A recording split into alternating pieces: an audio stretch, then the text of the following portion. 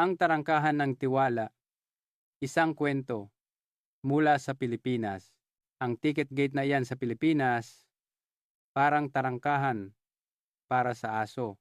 Sa isang pangungusap na iyon, biglang umingay ang live television studio. Nagtawanan ang mga komentarista. Umugong ang halakhak ng mga manonood. Sa screen, ipinapakita ang eksena sa isang istasyon ng tren sa Maynila sa umaga. Ang mga tao ay payapang dumadaan sa mga harang na paulit-ulit na bumubukas at sumasara ng walang ingay. Ito ang world-class standard para sa pag-aayos ng daloy ng mga pasahero, sabi ng isang inhinyerong Pranses mula sa French National Railways na si Alice Durand habang nakataas ang balikat at nakahalukip-kip ang mga braso. Mayroon siyang mapagmataas na ekspresyon at isang mapanghamong ngiti. Ang aming TGV ay gumagamit ng mas matibay na mga gate. Ito, kahit isang bata, ay kayang-kayang lundagan iyan. Sumang-ayon ang host, "Tama ka, baka mas matibay pa ang gate ng aso ko sa bahay." Muling nagbunyi sa tawanan ang mga manonood. Wala man lang silang konsepto ng seguridad. Masyado bang nagtitiwala ang mga Pilipino sa isa't isa sa gitna ng panunuya at pang-iinsulto? Tumango si Alice ng may kasiyahan. Para sa kanya, ang isang ticket gate ay simbolo ng teknolohiya, isang bagay na gawa sa mabigat na bakal, may mga surveillance camera at komplikadong mekanismo na dapat protektahan sa pamamagitan ng paghihinala, hindi tiwala. Kaya't hindi niya maintindihan ang napakasimpleng gate ng Pilipinas. Epektibo ba talaga iyan? Kahit sino ay pwedeng dumaan ng hindi nagbabayad. Sa kanyang sinabi, isang kapwa komentarista ang sumabat, siguro dahil mas maliliit ang mga Pilipino, kaya hindi nila kayang lundagan iyan. Lalong lumakas ang tawanan.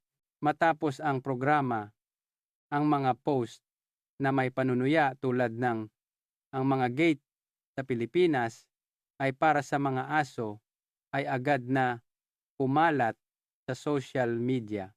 Ang Pilipinas na ipinagmamalaki ang kanilang lumalagong teknolohiya at masiglang sistema ng transportasyon ay bigla na lang naging tampulan ng katatawanan. Ngunit makalipas ang ilang linggo, si Alice ay bumisita sa Pilipinas para sa isang panayam kaugnay ng isang collaborative project at sa sandaling lumabas siya ng airport at tumungo sa istasyon ng tren, napagtanto niya kung gaano kababaw ang kanyang mga pangungutya. Sa likod ng tinawag niyang tarangkahan ng aso, natuklasan niya ang isang pilosopiya ng tiwala, isang bagay na matagal nang nawala sa Pransya ngunit patuloy na pinangangalagaan sa Pilipinas. Ito ay kwento ng isang inhinyerong Pranses na, sa pamamagitan ng kanyang pangmamaliit, ay natuklasan ang tunay na lakas na matagal na niyang ipinagwawalang bahala. Ito rin ay isang salaysay tungkol sa pilosopiya at pagmamalaki na tinatawag na Pilipinas na nakapaloob sa simpleng gate na araw-araw nating dinaraanan.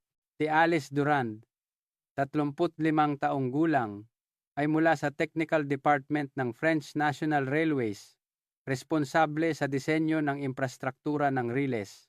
Tinatawag siyang babaeng bakal ng kanyang mga kasamahan. Siya ay metikuloso, masigasig, at naniniwala na siya ay isang inhinyerong nagsisilbing haligi ng kanyang bansa. Ang pagbisita niya sa Pilipinas ay dahil sa isang joint project sa pagitan ng French Railways at ng Philippine National Railways, PNR, na naglalayong pagbutihin ang karanasan ng mga pasahero. Ang layunin ay paghambingin ang mga sistema ng dalawang bansa at matuto mula sa isa't isa. Isang French TV station ang nag-cover dito at ginawa itong isang programa sa telebisyon. Ito ang pinagmulan ng kanyang tarangkahan ng aso na komento. Subalit, Sa simula pa lang, mayroon ng komplikadong damdamin si Alice tungkol sa Pilipinas. Ilang taon na ang nakalipas, ang kumpanya ng tren na kanyang pinagtatrabahuhan ay nag-alok ng isang espesyal na serbisyo, libreng upgrade mula economy patungong first class para lamang sa mga pasaherong Pilipino. Ito ay bilang pasasalamat sa isang turistang Pilipino na nagligtas sa isang bata sa isang aksidente sa tren sa Pransya. Ito ay isang kilos ng kabutihang loob mula sa kumpanya. Gayunpaman, ang ulat na dumating sa mga kamay ni Alice pagkatapos noon ay naglista ng iba't ibang hindi magagandang asal ng mga turistang Pilipino. Nakasaad sa ulat na nagiiwan sila ng basura sa kanilang mga upuan, nagiingay sa loob ng bagon, at mayroon pang nagnakaw ng gamit ng iba. Anong nangyari sa mga Pilipinong sinasabing magagalang? Nagbago ba ang mga Pilipino? Nadismaya siya at nagkaroon ng halos agresibong damdamin laban sa Pilipinas. Lagi niyang ipinagmamalaki ang high-speed train ng kanyang bansa, ang TGV. Mula Paris hanggang Lyon, sa loob lamang ng 2 oras na may streamline na disenyo, makinis na takbo, at interior na sumasalamin sa French elegance.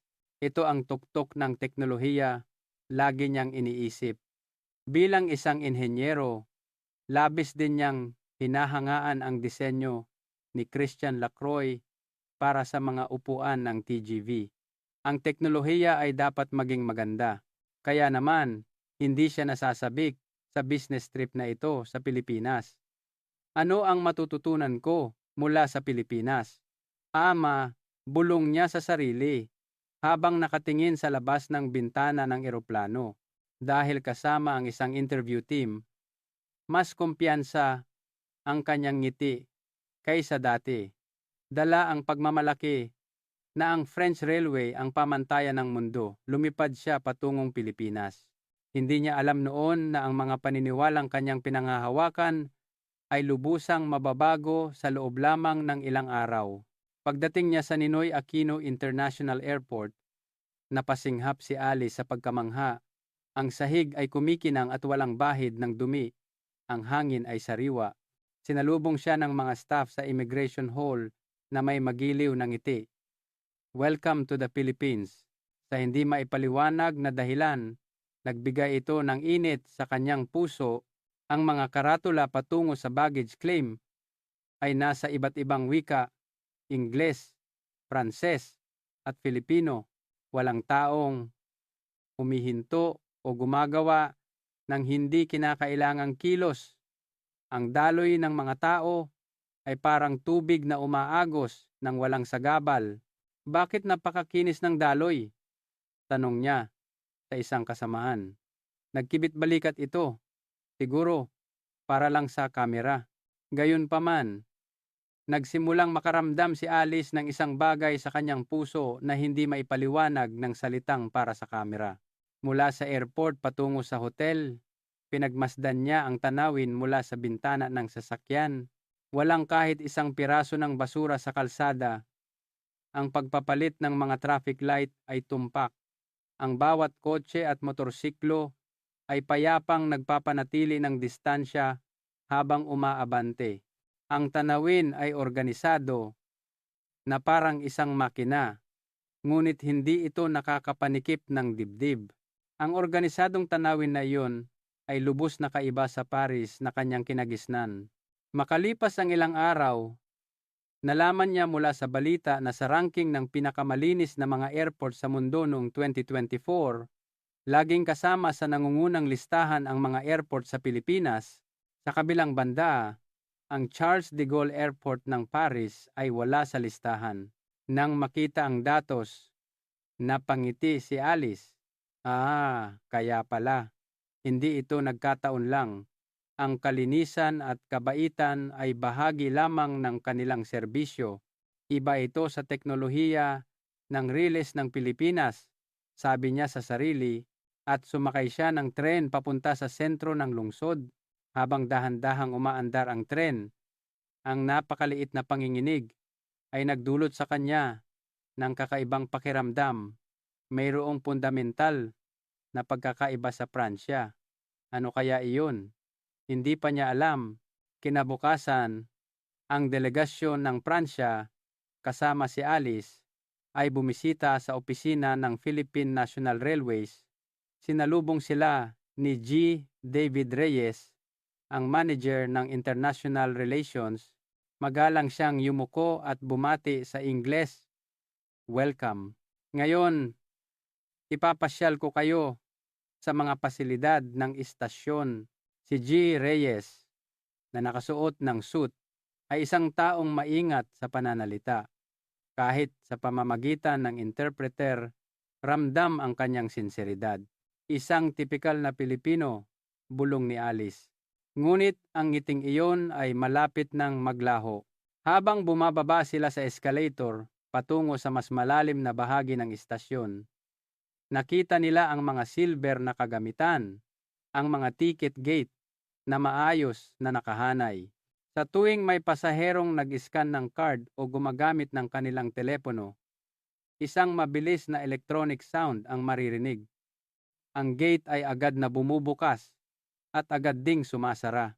Ang buong proseso ay napakatahimik at makinis na nakakagulat. Itinuro ni G. Reyes ang mga gate. Ito ang aming electronic ticketing system. Ito pala iyon, sabi ni Alice na nakakunot ang noo. Ang kanyang mga kasamahan ay mahinang tumawa. Ito ay lubos na kaiba sa mabibigat na bakal na gate na kanilang nakasanayan sa Pransya.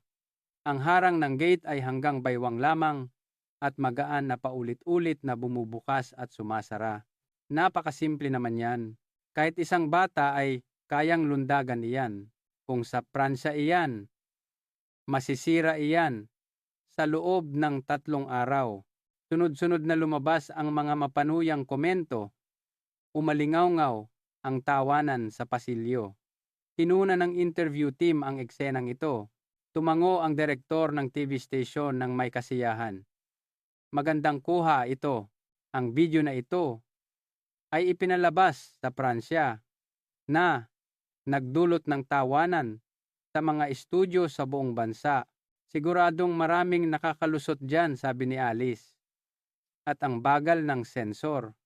Kahit sino pwedeng sumingit. Si G. Reyes ay ngumiti lamang ng magiliw, pakisubukang dumaan. Isa-isa silang dumaan sa harap ng kamera. At sa sandaling iyon, napipi si Alice. Walang isa mang tumakas sa pagbabayad. Daan-daang pasahero ang sunod-sunod na dumaan ng walang tulakan o kaguluhan. Ang beep ng mga card ay ritmikong tumutunog at ang mga kilos ng mga tao ay tila sumusunod sa iisang ritmo. Sa isang kalmadong boses, nagpatuloy si G. Reyes. Ang ticket gate na ito ay kayang magpadaan ng 70 tao kada minuto. Ang disenyo nito ay hindi para manita, kundi para mapanatili ang maayos na daloy ng mga gumagamit, hindi para manita, bulong ni Alice sa kanyang sarili. Ang mga gate sa Pransya ay ginawa batay sa pagdududa. Ang mga gate sa Pilipinas ay idinisenyo batay sa tiwala. Sa isang gate pa lamang, kitang-kita na ang pagkakaiba ng dalawang kultura. Habang pinagmamasdan ang mga taong dumadaan, naalala ni Alice ang eksena sa mga istasyon ng kanyang bansa. Mga taong nag-aaway sa pila, mga taong marahas na nagtutulak ng mga gate at mga security guard na sumisigaw. Inakala niyang normal lang iyon. Ngunit ngayon, ang normal na iyon ay tahimik na tinatawanan. Sa istasyon kung saan nawala na ang tawanan, tanging ang mabilis na electronic sound na lamang ang natira. Pagkalagpas sa mga ticket gate, ang bumungad sa kanila ay hindi ang istasyon ng tren na kanyang kinasanayan. Natigilan si Alice. Ang lugar ay tahimik na parang ibabaw ng tubig. Kahit na rush hour sa umaga at dapat ay daan-daang pasahero ang nakapila sa platform, walang tulakan o sigawan. Mga nakasuit na empleyado, estudyante, at turista, lahat sila ay natural na nakapila. Tahimik silang naghihintay sa kanilang pagkakataon sa maliliit na linyang nakadikit sa sahig. Walang sumisira sa pila. Kapag may bakanteng espasyo, may isang natural na hahakbang pasulong para punan ito. Walang salita o utos, ngunit ang buong grupo ay gumagalaw na parang may iisang hininga. Bakit walang sumisita sa kanila? Nagtatakang tanong ni Alice. Ngumiti si G. Reyes. Sa Pilipinas, ang pagpila ay hindi lang isang patakaran. Mas malapit sa amin ang konsepto ng pakikipagkapwa-tao, ang pagbibigayan at paggalang sa isa't isa. Ang konseptong ito ay malalim ng nakaugat at sa huli, ito ang bumubuo ng kaayusan. Ang mga salitang iyon ay nagpasinghap kay Alice. Ang kaayusan ay nililikha ng utos. Iyon ang kanyang pinaniniwalaan. Ngunit ang tanawin sa harap niya ay binuo sa tiwala, hindi sa utos. Nagsimula niyang mapagtanto na dito ang paggawa ng tama kahit walang nakatingin ay isang likas na pagpapahalaga. Dumating ang tren. Bumukas ang mga pinto. Sabay-sabay na umatras ang mga tao ng isang hakbang, sumusunod sa prinsipyo ng paunahin ang mga bababa. Tahimik silang naghintay hanggang sa makalabas ang lahat ng pasahero. Walang gumalaw. Sa katahimikang iyon, tanging ang tunog ng pagkiskis ng metal ang maririnig. Maya-maya, nagsimulang gumalaw ang pila. Lahat ay payapang pumasok sa bagon. Walang nagmamadali. Walang nagrereklamo. Naalala niya ang mga awayan at agawan sa mga platform sa Pransya na madalas niyang nakikita. Noon, iniisip niyang ang mga eksenang iyon ay puno ng sigla ng pagiging tao. Ngayon, nahihiya siya sa ganoong pag-iisip. Sa tingin ko, naiintindihan ko na kung bakit hindi nasisira ang maliit na ticket gate na iyon, bulong ni Alice. Ang nagpapatakbo sa riles ng Pilipinas ay hindi mga patakaran, kundi tiwala, hindi pagbabantay, kundi disiplina sa sarili, hindi makina, kundi puso ng tao. Hindi nagtagal, umandar ang tren ng kasingkinis ng agos ng tubig. Pinigil ni Alice ang kanyang hininga at tiningnan ang kanyang relo. Ang mga kamay nito ay eksaktong tumutugma sa oras ng pag-alis. Ang delay sa ngayon ay 0, mahinahong sabi ni G. Reyes. Walang bahid ng pagyayabang sa kanyang boses, kundi isang mainit na pagkilala sa kanilang pang-araw-araw na pagsisikap. Mahinang napabuntong hininga si Alice at ngumiti. Hindi ito isang ngiti ng panunuya o paghamak, kundi isang natural na ngiti na dulot ng pagkaantig ng kanyang puso. Namangha ako. Ito ang unang beses na naranasan ko ang ganito kapayapang pag-alis. Parang ang oras mismo ay dahan-dahang lumalapit sa sangkatauhan. Ngumiti si G. Reyes. Oo, ang riles ng Pilipinas ay sumusukat ng oras sa pamamagitan ng hininga ng tao, hindi sa metro ng makina. Ang makina ang gumagalaw, ngunit ang tao ang nakakaramdam. Ang mga salitang iyon ay malalim na tumatak sa kanyang puso. Sumusukat ng oras sa pamamagitan ng hininga ng tao. Sa kanyang isipan, dahan-dahang nagbago ang kahulugan ng salitang precision. Sunod, lumipat si Alice mula sa platform ng ordinaryong tren patungo sa platform ng high-speed rail. Bagamat nasa isang istasyon, iba ang bigat ng hangin. Ito ay isang pakiramdam na hindi pa niya nararanasan. Pagdating niya sa platform ng high-speed rail, pinigil ni Alice ang kanyang hininga. Daan-daang tao ang nakapila, ngunit malinaw ang hangin. Tanging ang tunog ng hangin at mga anunsyo ang umalingaw-ngaw. Tila ang oras mismo ay huminto sa paghinga. Bakit napakatahimik dito? Bulong ni Alice kay G. Reyes. Magiliw na ngumiti si G. Reyes. Sa Pilipinas, ang katahimikan ay hindi isang paghihigpit kundi isang kultura ng hindi pag-abala sa oras ng iba at pagpapakita ng kabutihang loob. Halimbawa, ang pagdadala ng sariling basura pagkatapos kumain ng baon ay hindi lang dahil ayaw mong makaabala, kundi para rin sa konsiderasyon sa susunod na gagamit ng lugar na iyon. Ang ganitong kultura ng paggalang sa isa't isa ay matagal nang isinasagawa, ipinapasa mula sa mga nakatatanda sa mga nakababata. Ang konsiderasyong ito ang siyang pundasyon pa rin ng lupaing ito. Nang marinig ito, isang hindi maipaliwanag na damdamin ang kumalat sa dibdib ni Alice. Ang paggalang sa isa't isa na naging kultura, isang pakiramdam na hindi pa niya naranasan. Sa Pransya, ang katahimikan ay simbolo ng pagkabagot. Ngunit sa Pilipinas, ang katahimikan ay parang isang panalangin na nag-uugnay sa mga tao. Pumasok siya sa bago ng high-speed train at agad niyang naintindihan ang kahulugan nito. Walang alikabok sa mga upuan. Ang mga bintana ay malumanay na sumasalamin sa liwanag mula sa labas. Isang pasahero sa tabi niya ang tahimik na inilagay ang kanyang tapos ng inumin sa sariling bag. Ang mga taong nagkakasalubong sa pasilyo ay bahagyang tumatango. Bawat isa ay gumagalang sa presensya ng kapwa na tila pinag-uugnay ng isang hindi nakikitang bigkis. Habang naglalakbay, tinina ng papalubog na araw ang bago ng kulay pula. Ang liwanag ay malumanay na bumabalot sa mga mukha ng mga tao. Lahat ay nagbabasa, natutulog, o tahimik na nakatingin sa labas.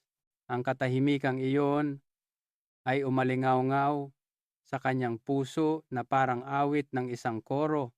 Sa sandaling iyon, naintindihan ni Alice na ang katahimikan ng mga Pilipino ay hindi katahimikan, kundi halos isang panalangin, isang pagkilos ng pag-iisip para sa iba na naging pang-araw-araw na gawain at nagpapahayag ng lakas ng lugar na ito.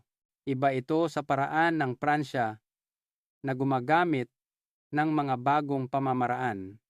Ang kanyang refleksyon sa bintana ay hindi na mapaghambing kundi puno ng malalim na paghanga. Isang anunsyo sa tren ang tumunog. Ang tren ay nasa tamang oras. Ngumiti si Alice at nagtanong, ano ang allowable margin of error para sa pagiging on time? Ang taunang average na delay ng Philippine High-Speed Rail ay wala pang 30 segundo. Wala pang 30 segundo sa isang taon, hindi niya agad maintindihan ang kahulugan ng mga salitang iyon. Ang 30 segundo ay isang hinga lamang at iyon ang kabuuang error margin para sa isang buong taon. Kahit na intindihan ito ng kanyang isip, hindi makasunod ang kanyang puso.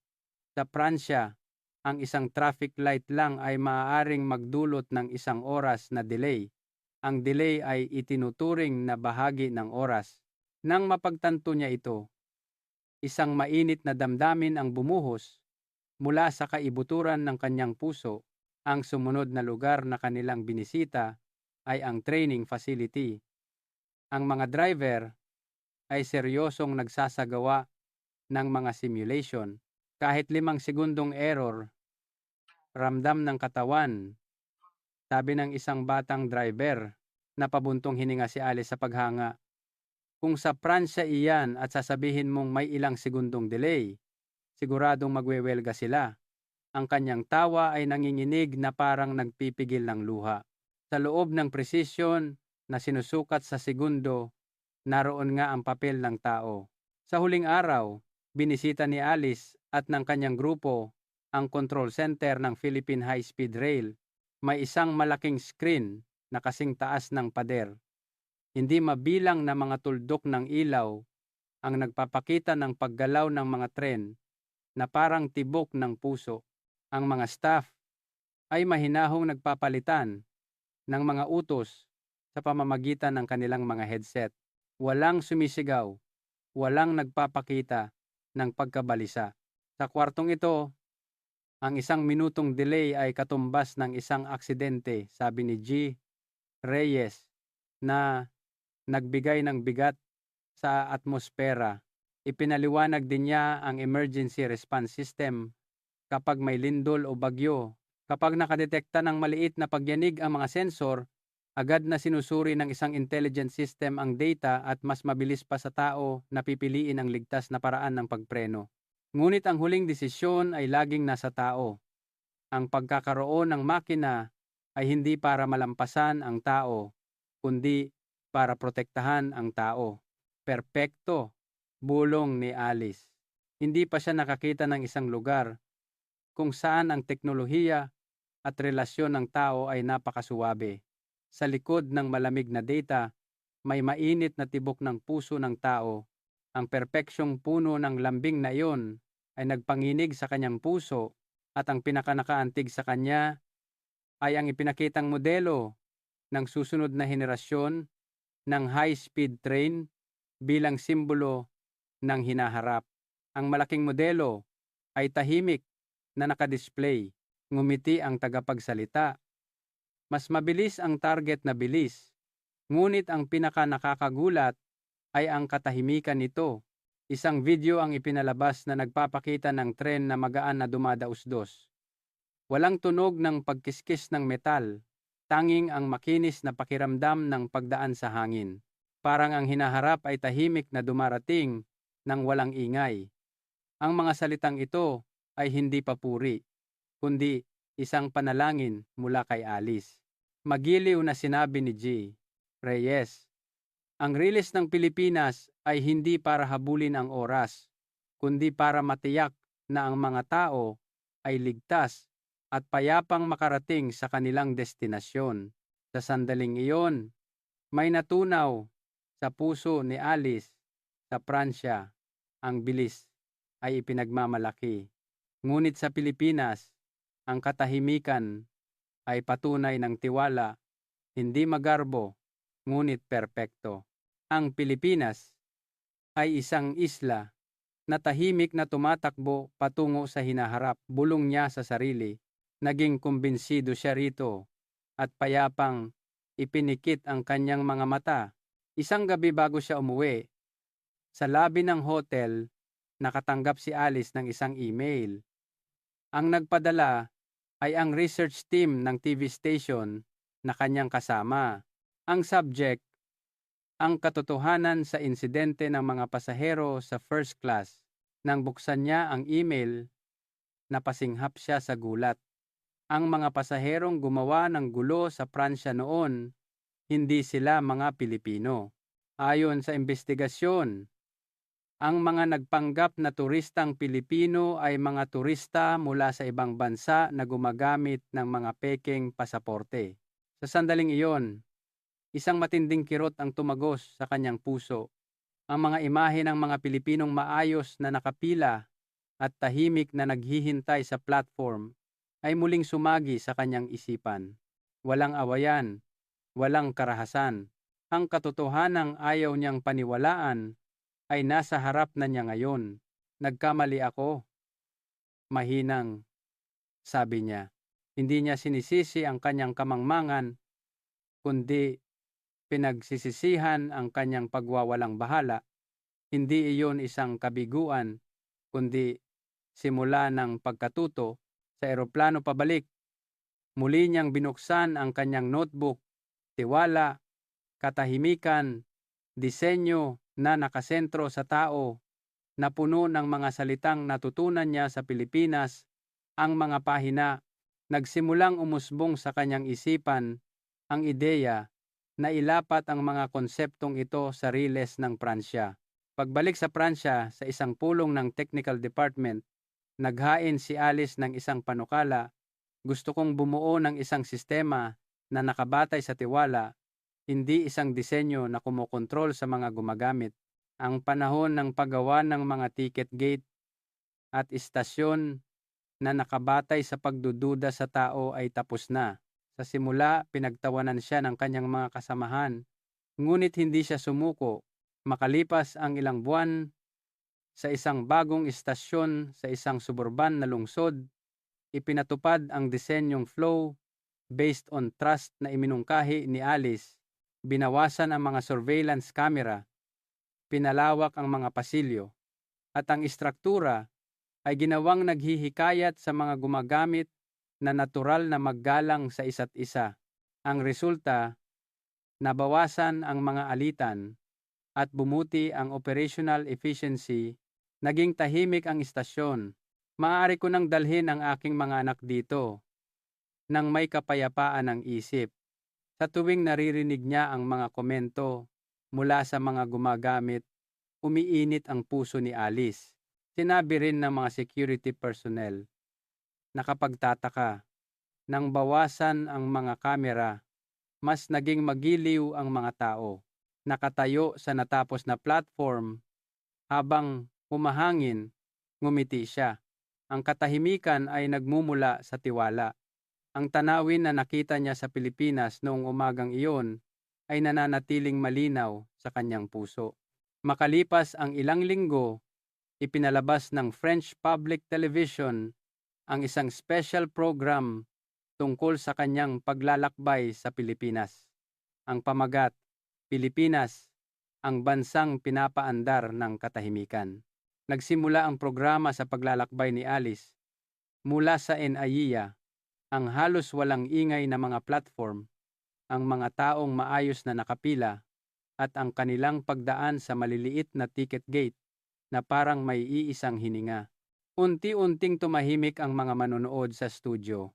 Sinabi ng narrator, sa maliit na ticket gate na ito, nakatago ang tiwala na matagal nang kinalimutan ng mundo.